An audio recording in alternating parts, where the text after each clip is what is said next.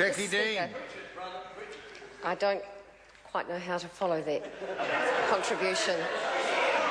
That fine Churchillian contribution by the member opposite, delivered with such passion. But isn't that what this House is all about?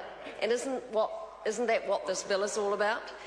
Isn't this gang patch in public places bill about the New Zealand society caring enough to do something about a part of our society which causes unending problems and heartache for some people? So I want to congratulate Richard Prosser. He has entertained us. It was a wonderful speech, but the point is, he is absolutely right. I am so pleased that New Zealand First are supporting the bill in the name of Mark Mitchell, because it is a bill that deserves to be supported. The Board of Trustees from the Murupara School came to the Law and Order Committee and made some very strong points to us. What they said was that they loved their school as parents and trustees and community members. They loved their school, they loved their children, and they loved their community. And they wanted nothing more for their community than for their children to be able to go to school, enjoy their time at school, learn, and then get home safely. That's what we all want for our children. Problem is, in Murupara, they could not do that. And why?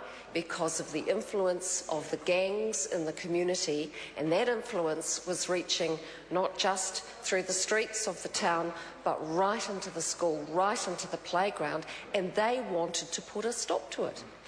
It's as simple as that. For that community, that school community, they wanted to put a stop to the intimidation of gangs in their community. And so they came to our committee, the Law and Order Committee, in support of this bill. They came to our Law and Order Committee in support of giving police the power to seize without warrant gang patches of gang members, then, if they were to be found guilty, to have them destroyed. The police support this bill because they know that the gang patch is the badge of honour for these people. Taking away that badge of honour leaves them with what? It leaves them with nothing. And that is where we should be with these people in New Zealand. And what has been so terribly difficult for the Labour members opposite is that they have found themselves in a trap of having to oppose everything but just because they are opposition. And so for members like Phil Goff and Chris Whawhoi, they have found themselves in the position of having to oppose something that they know fundamentally is a good measure. Fundamentally, which is welcomed throughout the sector that really knows, like the police, like communities, understand the impact that gangs have in their communities.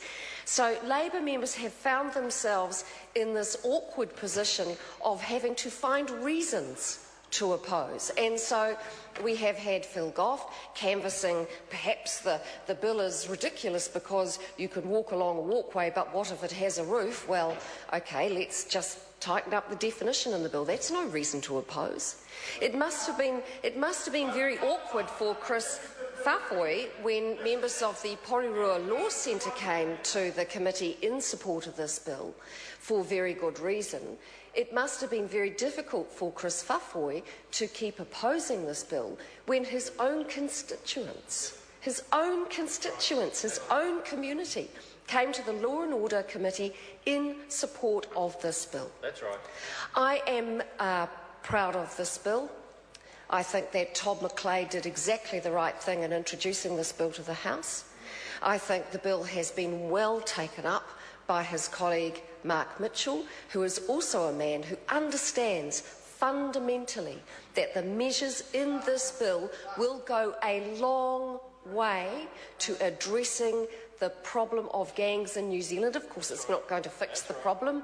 Richard Prosser wants it to be. We all want it to be, and good on him for expressing that thought. But it will send a message in the strongest terms to the gangs of New Zealand that enough is enough, and this Parliament takes the issue seriously. I commend the bill to the House. Andrew Little. Thank you, Mr Speaker. I rise to take a call on this third reading of the Prohibition of Gang Insignia in Government Premises Bill. And I want to say of the member responsible for this bill, Mark Mitchell, who has very quickly, in his time in this House, same time as I've been to this House, very quickly become one of the respected and sensible members of the National Party. They don't have many, so they've got to hang on to the ones they've got. But the truth is he has been given a hospital pass on this bill, because deep in his heart of hearts, I am confident that he knows that this is a half measure, it is a non-measure, and it won't achieve half the things that some of the speakers on the other side of the House have claimed of it. And the last speaker, Jackie Dean, claimed all sorts of things that this bill was going to do, and that we're just going to tweak a bit here and tweak a bit there. Well, we're past the tweaking stage. This is it. This is the bill. The time of this House is being called upon to pass this bill in its current form. Its current, meaningless, ineffective, hopeless form